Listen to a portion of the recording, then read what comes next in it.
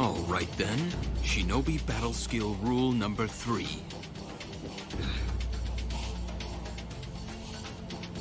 Ninjutsu.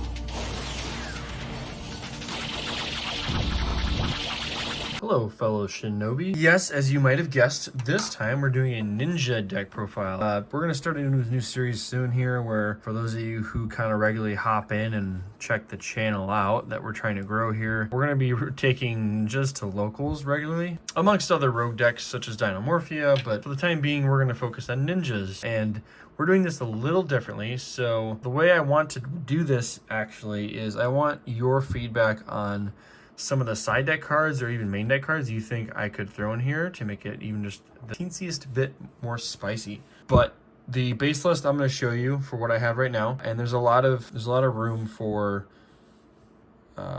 swapping certain cards out. So I'll let you know that as we go. But without further ado, let's weave our hand signs and get into it. So to start, I'd like to introduce our Grandmaster, Hanzo. Hanzo here is crazy good, right? Because he's like your main starter for everything, but he's a non once per turn for any of his effects searcher, right? So like if you can find ways to turbo him out, great. You're going to get your ninjutsu arts, you're going to get your ninjas added to hand, everything. So Hanzo is definitely a key strategy of this deck if you're not familiar. The next couple, we're playing 3 of the Mitsu, the insect ninja. She is good because she has an effect that allows her to special summon from hand if I control a face down or a ninja monster. Also, essentially, if I have a face down and you activate a monster effect anywhere, I can target the face down, flip it face up, and then if it was a ninja, negate the monster effect and then flip herself face down.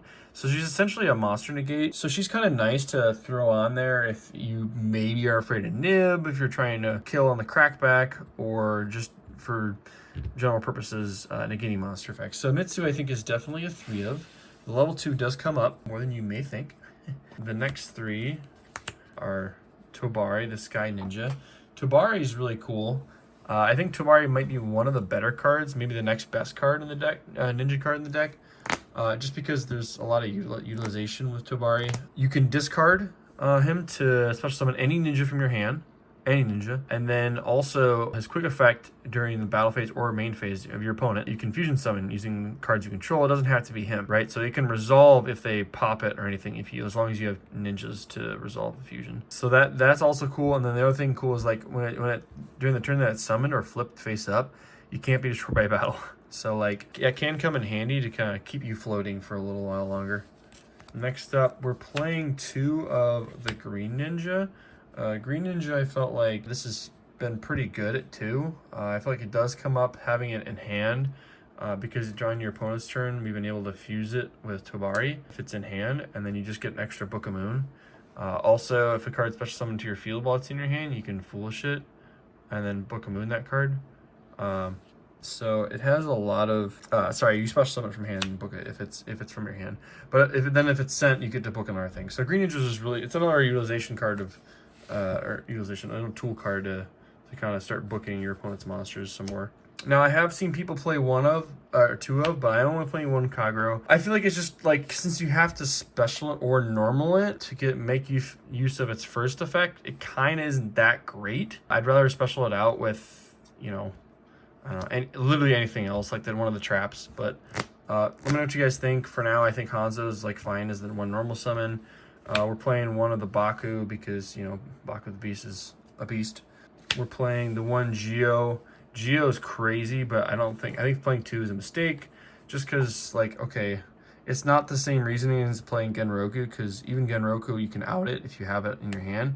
This is just straight up a brick if you have it in hand, unless you have the Tobari in hand with it, because you need a special from deck with the other ones. So 1, it has to be played at 1. You don't want to see it ever. And then the last one, I'm playing this guy. So Twilight Ninja actually I think comes in handy a lot, especially on the crackback. You can stop your opponent with the Book of Moons, and then get him out with your Maizen. Getting 2 extra bodies to just make Fusion, Link, or whatever plays you want is just so invaluable, I feel like. So I think these two, for sure, I'm not changing the ratio no matter what. I think it's too good to have the Twilight Ninja in there, especially with how volatile the deck already is. You want to make sure if you give them the chance, you can, you know. And then on the spells, we are playing the 3 Ninjas Who Art Notebook of Mystery. Cards crazy, really, really crazy. The set is counted as special summon, but why it's crazy is like if you normal summon Hanzo and they imperm, and this is specifically only if they imperm, right? Because then they control a card. You can chain this and then just set the trap anyways, which that's the crazy part. Also, if they try to call by or like DD Crow your Hanzo in the grave or something, and you have this, you can just chain this and set whatever they're targeting in the grave. So this is like, it's really good against Bestials, Crows, anything that targets for the most part in the grave. As well as recursion. It's a very good card. So continuing on the spells, so we are playing then the 1 Hidden Village. Hidden Village is great because you can have a lot of protection if they try to Raigeki your board. Like if you're trying to search something else, you can just search the Hidden Village, and then, you know, protects Ninja or Ninjutsu art cards from being popped. We were playing the 1 Iron Digger just because we don't have a second one. But for now, I think 1's fine. I don't know. I wouldn't want to see an Iron Digger going first. It just kind of would feel a waste of a draw going first. I think 1's fine to search it. And then, of course, we are going with the 3 Prosperity because this is one of the best cards in the game. And why wouldn't you? Yeah, you can dig for what you need, right? I mean, I think should stay in the deck for now. Then we're playing the 1 Rhoda and Soul and Luna. The Soul and Luna, I will say, some people maybe don't like it, but I think it can come up, especially with all the Book of Mooning you're doing and flipping and trigger effects. I just feel like more than one kind of isn't great because it doesn't do anything by itself. But they're decent draws, both of these. That's it for the spells. For the hand traps, I kind of mixed these together. We're playing 3 Imperm and 3 Ash Blossom. You know, this is the flex spot for you guys. I would love your input because I feel like right now it's just not super impactful. Even in this deck, yeah, Imperm Ash usually ends the turn if you see both, but because I'm only playing 6 hand traps at the moment in this build, I just feel like maybe it's not as impactful. Maybe I have some other spots for this that might be useful. I'd love to hear your thoughts on it, but for now it's just Imperm Ash, just generically good hand traps that just hit every deck, right? Okay, so then the ninja traps, we're playing 2 Duplication and 2 Dancing Leaves. The reasoning behind this ratio right now is because if you have any ninja card and one of these, most of the time you can stop your opponent enough for you to keep playing on your follow-up. Dancing Leaves isn't quite as good as Dupe, but this is stronger in the sense that it doesn't tribute his cost. So like if they ash this, that really hurts. But this, at least you get to keep your monster if they ash it. So it's not the worst thing in the world. However, I think having one of these in hand and the normal summoning Hanzo is just, it's stronger for the build. And then I got a little spicy with this, and I picked up the Mirage transformation. This card's fun because it steals from your opponent's grave and it treats it as a ninja. All right, so you can then tribute, like let's say if they have Engraver and you have like these 2 set, like if you draw this and you set this, or even Dancing Leaves, you can steal their Engraver and then like end phase or whatever, if you want, if they pass, you just tribute off and use their levels for your own. So I think this is just a very versatile card, but well worth playing, especially in this format. And then for the rest of the traps, this is kind of also, I might switch this up eventually, but I also might not. The 3 Daruma in the main, because I think you have to, especially in this deck. Daruma's crazy. You just tribute off your opponent's monsters with some combos, and just, you know, it really helps with the crackback OTK. This deck is basically just crackback on crack, right?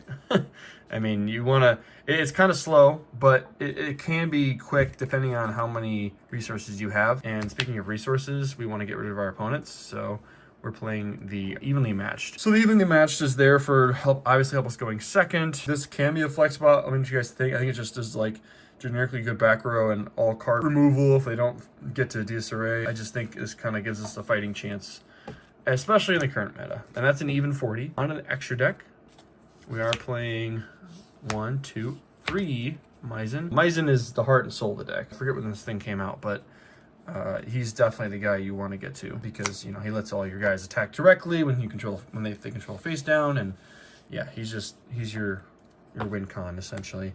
You want to play 3 of. And then, speaking of 3 of, you do want to play 3 of Yagamaru. This is your generic spot removal. 2k beater, pretty good card. If you just flip it and flip back up, it's just a banish, right? So like things that trigger the graveyard, this is probably what you want to go for, or what I'm going to go for. By the way, Fusion Sleeves. We are playing the 2 Saizo. Saizo, I found myself not going too much so far. Maybe later, but I know Saizo is kind of a line if you want to set, like if you have Cross Sheep, and speaking of Cross Sheep, we're playing the 1 Cross Sheep. But if you have Cross Sheep and you want to make another Link 2 before you make Daddy over here. Don't you worry. Daddy's home.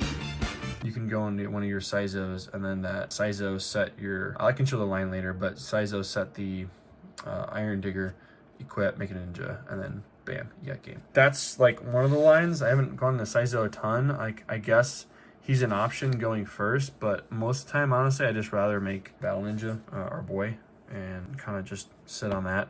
I'm playing the 1 Anima just because we do have level 1s, and I don't know. It hasn't come up anytime like during any testing that I've done so far, but in theory, like it's a level 1, right? So why wouldn't you play Anima? Then we're playing the funny card, shout out to Jesse Cotton, right? The Ultimate Great Insect, funny because you can just inherently special it if you have Mitsu plus the equip spell, and then just pop like Raigeki your opponent's field if they have a field spell, which is funny, right? I don't know. I haven't done it yet, but again, in theory, if it comes up, it's there. It's just tools. Speaking of tools, we got Ninja Shadow Mosquito, Blade Armor Ninja, and the number 60 Dugars. Yeah, I mean, I feel like this is going to come up more than Blade Armor or Dugars. These guys are more of Prost targets for the most part, I suppose, but at least Shadow Mosquito can come up, especially with searching the Mitsu. You can just make this rank and just attack, have all your guys attack into one of their larger attack monsters. That, I feel like, is going to come up more often than the other cards. Yeah, so that's it for the extra deck. And again, let me know what you guys think. Here are some options I've been trying to run on the side. We do have 3 Super Poly. I was considering throwing this in instead of evenly. Let me know what you guys think again.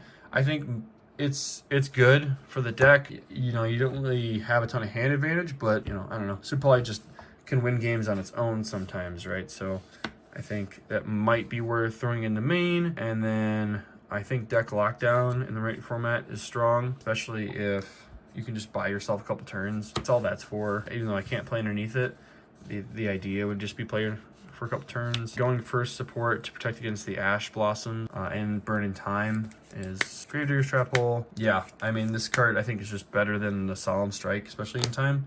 So I would play this for sure in the side. And then the going second assistance.